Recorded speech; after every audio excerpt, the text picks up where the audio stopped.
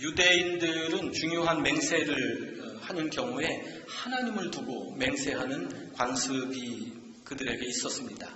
하나님을 두고 맹세를 지키지 않으면 너희는 주 너의 하나님의 이름을 함부로 부르지 못한다는 십계명을 어기는 것으로 간주되었습니다. 그러므로 하나님을 두고 맹세하는 것은 마치 성경에 손을 얹고 맹세하는 것처럼 맹세를 소중히 여기고 그 맹세를 꼭 지키도록 하기 위한 것입니다. 오늘 본문 말씀 중에서 너는 거짓 맹세하지 말고 네가 맹세한 것은 그대로 주님께 지켜야 한다는 말씀이 있는데 이것은 그만큼 맹세가 소중하다. 그래서 거짓 맹세하지도 말고 지킨 맹세는 한 맹세는 꼭 지키라고 하는 구약의 가르침을 요약한 것입니다. 그런데 이 구약의 맹세에 대한 가르침에 대해서 예수님께서는 아주 단호하게 한 말씀으로 잘라서 말씀하십니다. 아예 맹세하지 말아라. 왜 그렇게 말씀하셨을까요? 예수님 당시의 유대인들은 맹세를 하지만 하나님 두고 맹세하는 그 관습을 살짝 변경해서 하나님과 관계된 하늘을 두고 땅을 두고 또 하나님을 예배하는 예루살렘을 두고 혹은 하나님께서 지으신 인간의 핵심인 자기 머리를 두고 맹세하곤 했습니다. 그렇게 함으로써 설령 맹세를 지키지 않는다 할지라도 십계명을 범하지 않게 되는 요즘 잘 쓰는 말로 표현하면 꼼수지요. 꼼수를 쓴 것입니다. 아예 맹세하지 말라 하는 예수님의 말씀은 그러한 꼼수를 쓰는 유대인들을 향한 경고의 말씀입니다. 지키지 않을 맹세는 아예 처음부터 만들지를 말아라. 그런 말씀입니다. 어떤 사람들은 예수님의 이 말씀을 문자 그대로 받아들여서 정말 국기에 대한 맹세도 안 하고요. 또 법정에서 선서할 경우도 있지 않습니까? 그 선서도 거부하고 그리고 또한 종류의 서약도 하지 않는 그러한 경우가 있습니다. 그건 잘못된 말씀 해석입니다. 우리도 그런 경우 있죠. 부모가 홧김에 자녀들에게 너 그렇게 공부 안 하려면 아예 학교 다니지 말아라. 표정 보이니까 많이들 들어보고 사셨나 봐요. 이런 얘기는 안 들어보셨습니까? 그렇게 부모 속썩이고 네 마음대로 하려고 하면 아예 짐 싸들고 나가.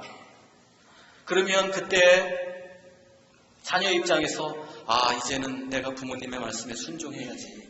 그리고 학교도 안 가고 보따리 싸서 집에서 나가고 이렇게 하면 되겠습니까? 그렇게 하라는 말씀이 아니잖아요. 같은 경우입니다. 예수님께서 아예 맹세하지 말라 이렇게 말씀하신 것은 맹세하고 서약하고 약속하고 이거 자체를 금하신 것이 아니라 오히려 더욱 철저하게 맹세를 지켜야 한다는 것을 반어적으로 강조하신 그러한 말씀입니다. 예수님께서 왜 그렇게 철저하게 맹세와 서약과 약속을 지킬 것을 강조하셨겠습니까? 서약하고 약속하고 맹세하는 것은 단순한 도덕과 윤리의 차원이 아니라 그것은 바로 믿음의 핵심이기 때문에 그렇습니다. 믿음이라는 것이 무엇입니까? 하나님의 약속을 믿는 것이고 약속을 주시는 하나님의 신실하심을 믿는 것, 그것이 믿음의 핵심입니다. 모세는 신명기에서 약속의 땅 가나안에 들어가 살게 될 이스라엘 백성들에게 다음과 같이 설교합니다. 그러므로 당신들은 주 당신들의 하나님이 참 하나님이시며 신실하신 하나님이심을 알아야 합니다. 주님을 사랑하고 주님의 계명을 지키는 사람에게는 천대에 이르기까지 그의 언약을 지키시며 또 한결같은 사랑을 베푸시는 신실하신 하나님이심을 알아야 합니다. 이 말씀이 무슨 뜻입니까? 하나님은 신실하시니까 하나님만 믿고 미래를 향해서 나아가라는 것입니다. 약속의 땅을 밟는 사람들에게 가장 중요한 일이 무엇이겠습니까? 약속을 믿는 거죠.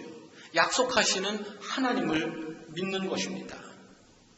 그런 까닭에 이스라엘 백성에게 모세는 하나님은 정말 신실하시다. 하나님은 정말 당신께서 주신 언약을 반드시 지키신다. 이런 사실을 재차 3차 강조하는 것입니다.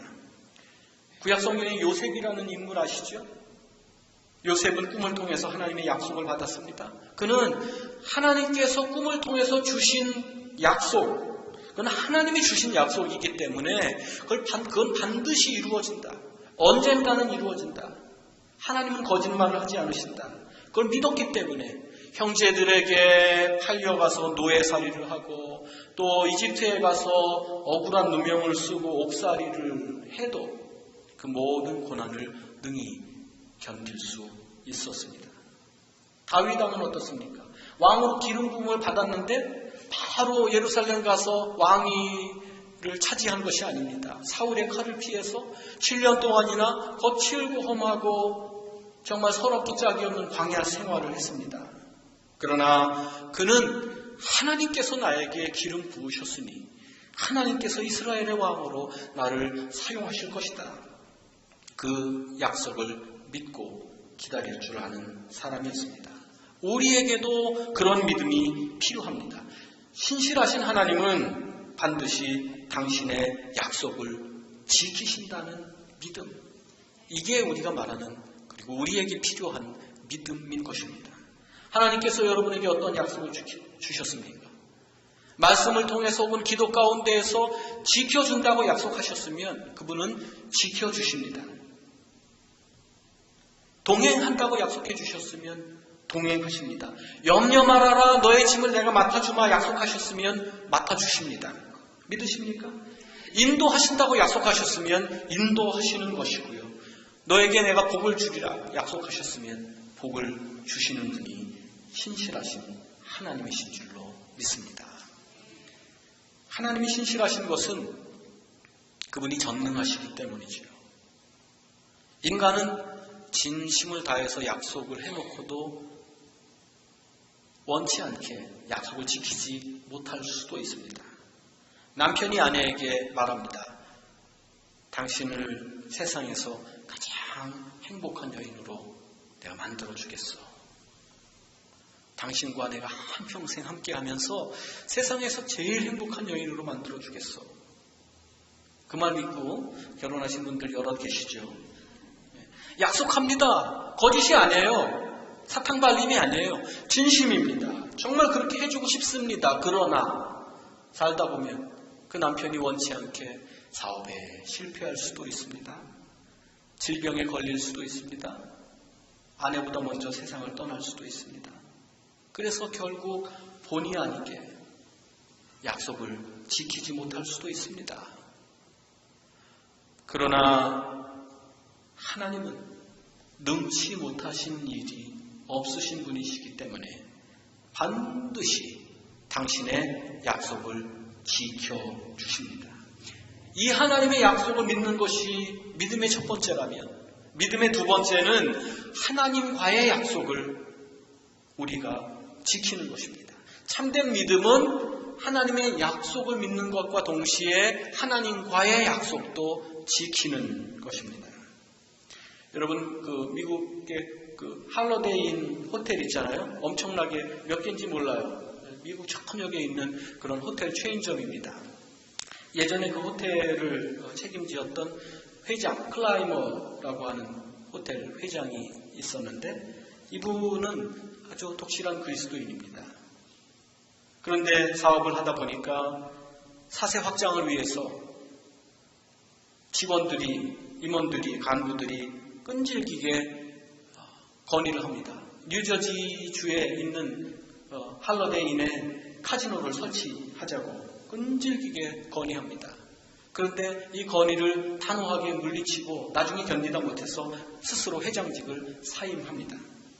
왜냐하면 자기 자신이 운영하는 호텔에는 절대로 악을 저지르는 카지노 같은 그런 시설은 설치하지 않기로 하나님과 서약을 했기 때문입니다.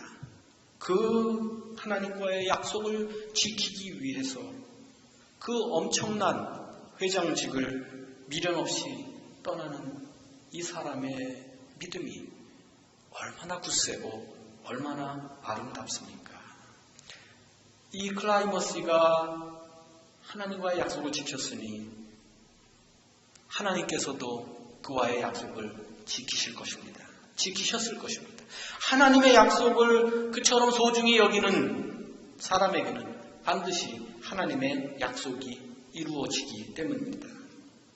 그런데 하나님께서 약속을 지키기를 바라면서 하나님을 향한 우리의 약속을 지키지 않는 경우는 얼마나 많이 있습니까? 하나님의 신실하심을 기대하면서 우리 자신이 하나님의 신실한 자녀가 되지 못하는 경우는 얼마나 많습니까? 한 남자가 가게를 차렸는데 장사가 잘 되지 않아서 하나님께 간절히 기도를 드렸습니다. 하나님, 월 수입 10,000불이 되게 해주시면 10의 2조 2,000불씩 제가 하나님께 바치겠습니다. 다음 달부터 갑자기 장사가 잘 됐습니다. 한 달에 8,000불씩 매상이 오르게 되었습니다. 그러자 이 사나이는 다시 하나님을 찾아서 기도했습니다. 하나님이 정말 대단하십니다. 처음부터 2,000불을 띄고 주시다니. 무슨 얘기인지 아직 이해가 안 가시는 분들은 정말 무슨 얘기입니까? 8,000불을 벌었으면 거기서 이 20%를 헌금해야죠. 근데 그거 하기 싫어서 하나님께서 2,000불을 떼고 주셨다는 거예요. 이렇게 교묘하게 하나님과의 약속을 저버린다면 그에게는 더 이상 하나님의 약속이 주어지지도 않고 이루어지지도 않을 것입니다. 교회 여러분, 우리 새빛교회는 매년 새해 첫 주일에 존 웨슬리 전통행을 따라서 언약갱신 예식, 커버넌트 리뉴얼을 합니다. 2012년을 시작하면서도 하나님 앞에서 우리의 헌신을 결단하고 언약의 기도를 드렸습니다. 기억하시나요? 이런 건 별로 기억하고 싶지 않으실 거예요. 그래서 여러분이 언제 내가 하나님한테 무슨 서약을 했느냐 발뺌하실 것 같아서 오늘 여러분께 삽지로 그 언약갱신 예식에서 드린 결단과 기도를 나눠드렸습니다. 이제 조금 기억나는 것 같으신가요? 보세요. 주여 우리의 마음을 그리스도의 마음으로 채워주소서. 주여 우리의 몸을 주님의 도구로 삼으소서. 우리의 물질을 주님의 도구로 삼으소서. 우리의 재능을 사용하소서. 우리의 시간을 거룩한 사역을 위한 기회로 사용하소서. 우리가 서약했습니다. 그렇게 살기로 했습니다. 언약의 기도를 통해서 주님을 위해 살고 주님 뜻대로 살고 주님께 한 해의 삶을 맡기면서 살기로 서약했습니다. 여러분 어떠십니까? 이 서약을 지난 5달 동안 잘 지켜오셨습니까? 그냥 해마다 목사가 나눠주니까 예배 순서니까 한 것입니까? 아니면 이 예식을 통하여서 정말 하나님 앞에 서약하셨습니까? 그리고 그것을 지키려고 얼마나 노력하셨습니까? 여기 계신 분들 중에는 목사님 저는 새해 첫 주일에 다행히 안 나왔거든요. 약속한 게 없습니다. 그런 눈으로 보지 마세요. 이렇게 말씀하고 싶으신 분이 계실 거예요. 그렇다면 여러분이 받으신 직분은 무엇입니까? 직분이 벼슬입니까? 아닙니다. 그것도 약속입니다. 하나님의 종으로 하나님의 일꾼으로 붙들린 바 되어서 하나님의 뜻 안에서 쓰임 받기로 약속한 약속입니다. 그렇게 살고 계십니까? 집사로, 권사로, 장로로, 목사로 부름받아 나선 이 몸으로 살고 계십니까? 어떤 분은 또 그렇게 말씀하실지 몰라요. 저는 직분도 아직까지 안 받았거든요. 여러분 그렇다면 그리스도인이라고 하는 여러분의 또 다른 이름은 무엇입니까? 그리스도인으로 살겠다고 하는 것 자체가 여기 앉아서 예배하는 것 자체가 하나님과의 약속입니다. 하나님의 뜻대로 살고 하나님의 자녀답게 살겠다고 하는 거룩한 서약입니다. 이와 같이 우리는 이미 하나님과의 약속 위에 서 있습니다. 어느 누구도 여기서 발뺌할 수도 없고 핑계를 둘러댈 수도 없습니다. 사람과의 약속을 지키는 것도 중요합니다. 여러분 시간 약속 잘 지키시나요? 시간 약속 우습게 여기지 말고 잘 지키시기 바랍니다. 또 서로 간에 기도해 주겠다는 약속. 주로 목사들이 사실은 많이 하죠. 제가 권사님을 위해서, 집사님을 위해서, 교우를 위해서 기도하겠습니다. 또 여러분이 상호 간에 하시는 약속 잘 지키십니까? 잘 지켜야 합니다. 자녀에게 한 약속, 부부 간에 한 약속 잘 지켜야 합니다. 저는 굉장히 이 부분에서 프라우드하게 생각합니다. 제 아내하고 결혼할 때 제가 약속한 게 있어요. 다 지켰습니다. 이런 남자가 어디 있겠습니까? 제 아내하고 22년 전에 결혼하면서 그랬습니다. 나는 당신을 굶기지 않겠어요. 제 아내를 보세요. 어디 굶은 얼굴입니까? 사랑과의 약속 중요합니다. 사회적인 여러 가지 계약 잘 이행해야 합니다. 정치하시는 분들은 국민과의 약속도 잘 지켜야 합니다. 그리고 자기 자신하고 약속하지 않습니까? 이런저런 결심하는 것 다 약속이죠. 그거 잘 지켜야 합니다. 자기하고의 약속은 자기밖에 모르니까 함부로 안 지킬 수도 있어요. 그러나 자기밖에 모르기 때문에 더 잘 지켜야 합니다. 사실은 모든 약속이 자기하고 하는 거예요. 내가 어느 집사님하고 약속했어도 결국은 그 약속에 충실을 해야 하는 것은 자기 자신이기 때문에 자기 자신하고 약속하는 거예요. 그런데 자기가 만든 맹세, 서약, 약속을 지키지 않는 거예요. 그럼 자기를 속이는 일 아닙니까? 자기가 자기를 그렇게 함부로 속이고 그렇게 자기를 함부로 대하면서 어떻게 다른 사람이 자기를 제대로 정당하게 대해주기를 바랄 수 있겠습니까? 이런 면에서 자기와의 모든 약속에 충실해야 합니다. 그러나 그 중에서 가장 중요한 것은 물론 하나님과의 약속을 지키는 일입니다. 그리고 그 하나님과의 약속은 자기의 의지로서, 자기의 능력으로서 지키는 것이 아니라 그것도 하나님의 도우심에 힘입어서 지킬 수 있다고 하는 사실을 아는 것이 참 중요합니다. 오늘 본문 마지막 절에서 예수께서 말씀하십니다. 너희는 예할 때에는 예라는 말만 하고 아니요 할 때에는 아니요라는 말만 하여라. 이보다 지나친 것은 악에서 나오는 것이다. 이 말씀은 구약 개역 성경에는 옳다 하고 아니라 하라 이렇게 되어 있어요. 그러니까 그 문자만 보고 해석을 어떻게 하냐면 옳은 건 옳다 하고 아닌 건 아니라 하고 그 말 자체가 틀린 건 아니에요. 시시비비를 분명히 하고 입장을 분명히 해라 이렇게 일반적으로 해석합니다만 그 말 자체는 틀린 게 아니지만 이 본문이 말하는 건 다른 의미를 갖고 있습니다. 우리가 오늘 읽은 새 번역이 참 좋은 번역입니다. 예할 때에는 예라는 말만 하고 거기에 사족을 붙이지 말라는 거예요. 아니요 할 때에는 아니요 하고 다른 말 붙이지 말라는 거예요. 예를 들면 누구에게 약속할 때 제가 그거를 꼭 지키죠. 아니요 제가 그건 절대 안 하겠습니다. 그렇게 얘기한 다음에 뭐라 그래요? 제 목숨을 걸고 아니면 제가 손에 장을 짓고 아니면 내가 성을 갈고 아니면 못 지키면 제가 당신의 아들이 되고 이런 얘기 막 하잖아요. 그러면서 내가 못 지킨다. 그렇게 하지 말라는 것입니다. 왜냐하면 그런 식으로 덧붙이는 말 속에 마치 약속과 서약은 자기 의지와 능력으로 다 지킬 수 있다는 뜻이 포함되어 있기 때문입니다. 그러나 인간의 능력은 얼마나 유한하고 인간의 의지는 얼마나 또한 약합니까? 아무도 장담할 수 없습니다. 예수께서 지나친 호언장담하면서 약속하고 서약하지 말라고 말씀하신 것은 그 본뜻은 무엇이냐면요. 그 약속을 지키는 일까지도 하나님의 도우심을 구하는 겸손함으로 하라. 그런 뜻입니다.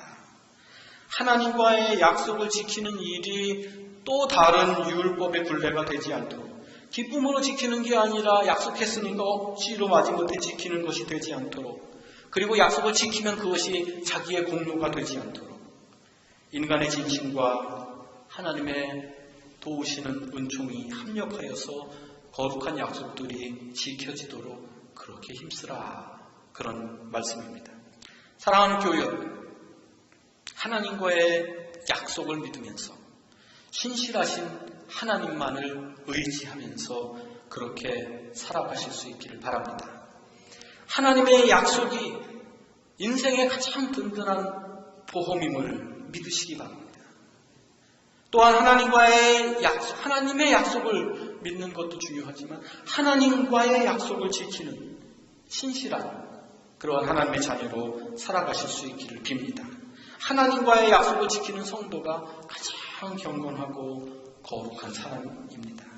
약속을 이루시는 신실하신 하나님과 약속을 지키는 신실한 성도가 만나는 자리, 그 자리가 가장 복된 자리입니다. 그 자리에서 믿음의 놀라운 역사가 일어납니다.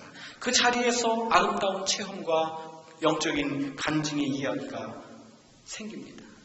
주시는 약속에 감사하고 약속을 지킴으로 주님의 기쁨이 되는 우리 새벽교회 모든 믿음의 식구들이 되실 수 있기를 주님의 이름으로 축원합니다.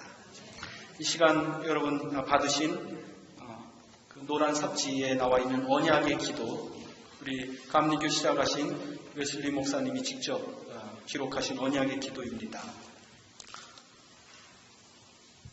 영어권에 계신 분들 죄송합니다. 제가 깜빡 잊고 I didn't offer you the English version. Sorry about that. 언약의 기도를 함께 드리심으로 제 설교 마무리 기도를 대신하겠습니다. 함께 기도합시다. 저는 더 이상 제 것이 아니라 주님의 것입니다. 저를 주께서 뜻하신 자리에 있게 하시고 주께서 뜻하신 사람들과 함께 있게 하소서. 저로 하나님 하여금 주를 위해 수고하게도 하시고 고난도 마다하지 않게 하소서. 저를 주님의 지시에 따라 일하게 하시거나 주님을 위해 구별해 두소서. 주님을 위해 높아지게도 하시고 주님을 위해 낮아지게도 하소서. 저를 풍요롭게도 하시고 비워지게도 하소서. 제가 모든 것을 갖게도 하시며 모든 것을 놓게도 하소서. 진심으로 모든 것을 주님의 기쁨을 위하여 주님의 처분에 맡기옵니다. 이제 영화롭고 복되신 삼위일체 하나님이시여, 주님은 저의 것이며 저는 주님의 것이옵니다. 진실로 그렇사옵니다. 제가 이 땅에서 맺은 언약이 하늘에서 확정되게 하소서.